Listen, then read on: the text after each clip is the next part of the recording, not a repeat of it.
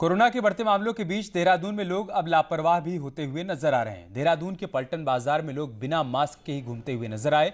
हालांकि पुलिस का कहना है कि वो अपनी तरफ से कार्रवाई कर रही है, लेकिन यहाँ बाजारों को देखते हुए लगता नहीं है कि किसी को कोरोना से कोई फर्क पड़ रहा है और लोग खुद के साथ दूसरों की जान के साथ भी खिलवाड़ कर रहे हैं।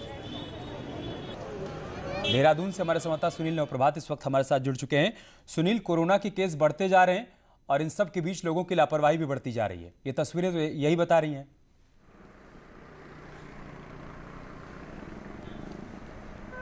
बिल्कुल अमित, जिस तरह से सर्दियों का मौसम शुरू हो चुका है, कोरोना का संक्रमण धीरे धीरे फिर से रफ्तार पकड़ने लगा है।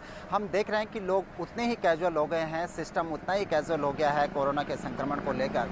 और इसका असर अगर अमित आप देखेंगे, शुरू से कोरोना का ग्राफ, संक्रमण का ग्राफ अप डाउन हुआ है, लेकिन जो मौतों का सिलसिला है कोरोना के चलते वो बदस्तूर जारी रहा है।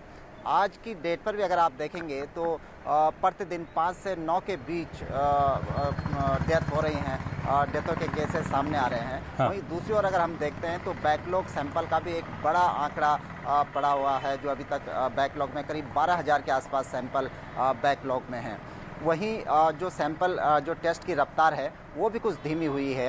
अगर हम महीने भर पहले देखें तो करीब हफ्ते का जो एवरेज था कि 85,000 के आसपास कोविड के टेस्ट हो रहे थे एक हफ्ते में, वो भी अब डाउन हो गया है। वो भी गिरकर करीब 50 से 60,000 के टेस्ट के बीच पर वीक में हो रहे हैं। तो हम देख रहे हैं कि जिस तरह से कोरोना का संक्रमण बढ़ रहा है, उतने ही कैजुअल लोग भी हो रहे हैं, सिस्टम भी हो रहे हैं। आपने अभी पलटन बाजार की तस्वीरें देखी कि किस तरह से लोग भीड़भाड़ वाले इलाकों में घूम रहे हैं, बिना मास्क पहने हुए, बिना सोशल डिस्टेंसिंग के। और कल भी हमने इस बात को देखा कि देहरादून में रविवार को साप्ताहिक बंदी होती है, लेकिन कल की डेट पर रविवार को देहरादून का कोई भी बाजार, आपने पलटन बाजार की तस्वीरें देखी, जो मार्केट बंद होना चाहिए था वहाँ पर खचाखच भीड़ है, सारी दुकानें खुली रही हैं।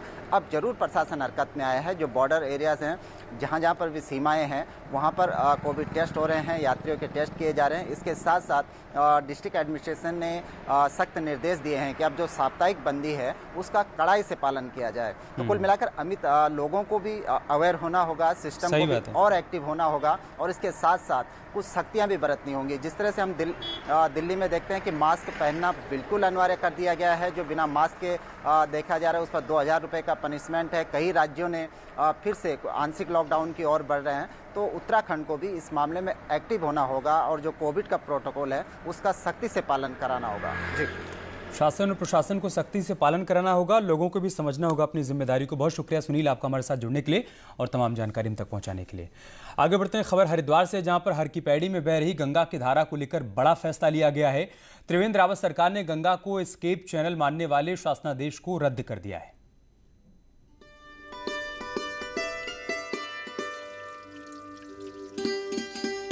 हर की पौड़ी में बह रही गंगा की धारा को दिसंबर 2016 में तत्कालीन हरीश रावत सरकार ने एस्केप चैनल नाम दे दिया था और इसके साथ ही विरोध के स्वर भी उठने लगे थे। इसे धार्मिक भावनाओं पर कुठाराघात बताते हुए साधु संत और श्री गंगा सभा हरिद्वार लगातार इसका विरोध कर रहे थे। नतीजा, पूर्व सीएम हरीश रावत को हरिद्वार जाकर अपने इस कृत्य के लिए माफी तक मांगनी पड़ी। तो त्रिवेंद्र सरकार को गंगा को उसका मूल नाम देने की घोषणा करनी पड़ी थी। आखिरकार त्रिवेंद्र सरकार ने अपनी इस घोषणा को भी अमली जामा पहना दिया। 2016 के हरीश रावत सरकार के एस्केप चैनल के शासनादेश को रद्द कर दिया गया। 2016 कांग्रेस का संतोष को रद्द कर दिया गया। कब तक सर इसका नोटिफिकेशन जारी होगा? अब हो जाएगा, जब भी होगा। रद्द कर दिया गया। ये जो अध्यादेश है इसको निरस्त कर दिया है और माँ गंगा का जो हमारा रूप है, जो पुराना रूप दस्तावेजों में था, वो भी पुनः कायम हो गया। सरकार के इस फैसले का साधु संतों ने भी स्वागत किया है। उधर गंगा को एस्केप चैनल नाम देने वाली कांग्रेस हास्यास्पद बयान दे रही है। गंगा तो गंगा है, गंगा जहाँ भी बहेगी गंगा ही रहेगी। वो किसी स्वरूप में बहे, वो धारा के रूप में बहे, वो नहर के रूप में बहे, वो नील धारा के रूप में बहे, गंगा तो गंगा है। गंगा माँ तो माँ होती है। बहुत बहुत बधाई। गंगा हमारी माँ है, उसको नहर नहीं मानते हुए पहले की सरकार उसको नहर माना था। आज हमारे मुख्यमंत्री, उत्तराखंड के सरकार के मुख्यमंत्री जी ने और मदन कौशिक ने आज घोषणा कर दी कि उसका जीओ पास हो गया है। बताया जाता है कि गंगा के 200 मीटर के दायरे में निर्माण कार्य पर प्रतिबंध जैसे एनजीटी के कुछ कड़े प्रावधानों से बचने के लिए हरीश रावत सरकार ने गंगा की धारा को तब एस्केप चैनल नाम दे दिया था। करीब 4 साल बाद गंगा को तो एस्केप चैनल नाम से मुक्ति मिल गई, लेकिन अब एनजीटी के उन प्रावधानों का क्या होगा ये भी साफ नहीं है। हालांकि दावे हल खोजने के किए जा रहे हैं। देहरादून से सत्येंद्र के साथ सुनील प्रभात की रिपोर्ट। वहीं इस फैसले का पूर्व सीएम हरीश रावत ने स्वागत किया है। रावत ने कहा है कि उस समय एनजीटी के प्रावधान के चलते ही हरकी पैड़ी क्षेत्र को 2000 के आसपास निर्माण यहां पर ध्वस्त होने की नौबत आ गई थी और इससे बचने के लिए ही एस्केप चैनल नाम दिया गया, और वो भी सरकार ने खुद से नहीं दिया था, बल्कि गंगा से जुड़े पुराने डॉक्यूमेंट से ही इस नाम को लिया गया था। मैंने भी स्वयं मुख्यमंत्री से आग्रह किया था। हमारा निर्णय एक समय विशेष में नेशनल ग्रीन ट्रिब्यूनल के आदेश से बचने के लिए था, और 200 से ज़्यादा 2000 से ज़्यादा निर्माण प्रभावित हो रहे थे, उनको बचाने को लेकर के था। तो हरिद्वार में हरकी पैड़ी को एस्केप चैनल बताने वाले शासनादेश के रद्द होने के बाद गंगा सभा ने हरकी पैड़ी पर जमकर आतिशबाजी की और खुशियां मनाई। इस मौके पर विशेष गंगा पूजन कर शासनादेश रद्द करने के लिए मुख्यमंत्री त्रिवेंद्र सिंह रावत और बीजेपी सरकार का आभार भी जताया गया। हरकी पैड़ी ब्रह्मकुंड पर रोज होने वाली संध्या आरती का भी आयोजन किया गया।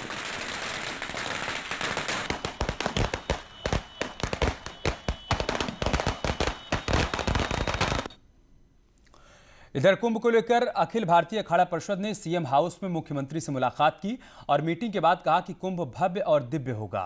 उसी हिसाब से तैयारियां भी की जा रही हैं। फरवरी के बाद कोरोना के मामले बढ़ने पर कुंभ के स्वरूप पर चर्चा होनी है, लेकिन फिलहाल कुंभ को लेकर सभी काम अभी जारी रहेंगे, तैयारियां भी जारी रहेंगी।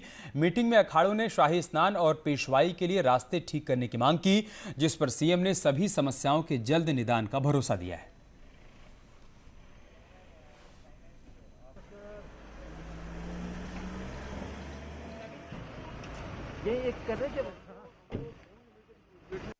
मुख्यमंत्री जी ने आश्वस्त किया है कि हम सबका समाधान करेंगे। कुछ अखाड़ा परिषद की एक स्वरूप को लेकर बातचीत थी, उस पर भी चर्चा हुई है लंबी चौड़ी। सभी अखाड़ा परिषद ने मुख्यमंत्री जी को आशीर्वाद दिया है, अच्छा कुंभ कराने के लिए आशीर्वाद दिया। मुख्यमंत्री जी ने सभी अखाड़ा परिषद को धन्यवाद दिया है कि आपके सहयोग और आशीर्वाद से कुंभ भव्य होगा, दिव्य होगा, अच्छा होगा। साफ साफ शब्दों में कहा गया है कि आने वाला 2021 का कुंभ मेला दिव्य हो, भव्य हो और उसकी व्यवस्था बनाई जाए। माननीय मुख्यमंत्री जी ने वचन दिया कि कोरोना काल है, लेकिन जो दिव्यता भव्यता पिछले 2 साल 2010 में थी वही रहेगी। मेला विधिवत होगा, लेकिन यदि फरवरी के लास्ट में कोरोना की बीमारी बहुत बढ़ती है, उस समय बैठ के निर्णय लिया जाएगा।